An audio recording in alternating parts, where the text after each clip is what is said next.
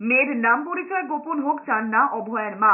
প্রধানমন্ত্রীর সঙ্গে দেখা করে সেই অনুরোধই করবেন বলে জানিয়েছেন নির্যাতিতার মা। তাদের মেয়ে কিংবা তারা তো কোনো অন্যায় করেননি, তবে কেন মেয়ের নাম, ছবি বা তাদের পরিচয় গোপন করা হবে, প্রশ্ন তুলেছেন অভয়ার মা। প্রধানমন্ত্রীর কাছে সংবিধান সংশোধনের অনুরোধ করবেন বলে জানিয়েছেন। আরজিকর কাণ্ডে 7 মাস পরেও মেয়ের বিচার মেলেনি। এই পরিস্থিতিতে শনিবার নারী দিবসে প্রধানমন্ত্রী নরেন্দ্র মোদীর সঙ্গে দেখা করতে চেয়ে আবেদন করেছেন। একই সঙ্গে নির্যাতিতার মা প্রশ্ন তুলেছেন, তারা তো কোনো অন্যায় করেননি, তবে কেন মুখ লুকাবেন। তিনি আরো বলেছেন, তাদের কেন নির্যাতিতার বাবা মা বলা হবে, কেনই বা ডাক্তারের মা বাবা বলা হবে না।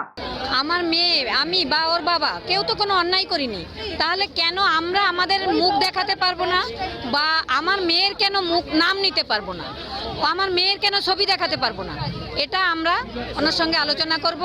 অন্যদিকে অভয়ের বাবা বিচার প্রক্রিয়া দেরি হওয়ায় শীর্ষ আদালতের ভূমিকার প্রশ্ন তুলেছেন। তারা প্রশ্ন করেন, কি কারণে রবিবার শতপ্রণোদিত মামলা হলো তা নিয়ে প্রশ্ন তুলেছেন। মুখ্যমন্ত্রী তদন্তকে ধামাচাপা দেওয়ার চেষ্টা করছেন বলে ফের একবার সরব হয়েছেন। তিনি আরো বলেছেন, এখন ভাবার সময় এসেছে এদের বিরোধী আসনে বসানো হবে কিনা।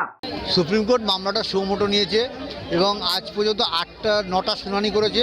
কোনো রকম রায় সুপ্রিম কোর্ট দেয়নি এবং বলেনি তদন্তটা কোন পথে চাওয়া উচিত।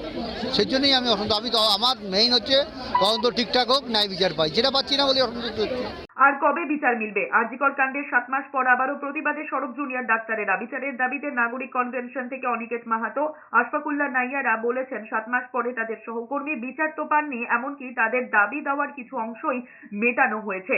এখনো মেডিকেল কলেজগুলি তো বটেই, রাজ্যের সব কলেজ বিশ্ববিদ্যালয় থ্রেড কালচার চলছে।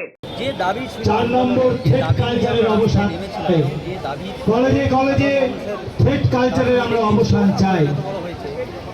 পরে দাবিটার মোড় ঘোরা অভয়ের মা বাবা এবং ডব্লিউবিএফের বক্তব্যকে সর্বাধিক গুরুত্ব দিয়ে অভয়ের ন্যায় বিচারের বিষয়টিকে যেন অত্যন্ত গুরুত্ব সহকারে দেখেন, যাতে করে ন্যায় বিচার আমরা অতি সত্বর পাই। এই কথাগুলি বলে আমাদের আজকের এই কনভেনশন মেডিকেল সার্ভিস সেন্টার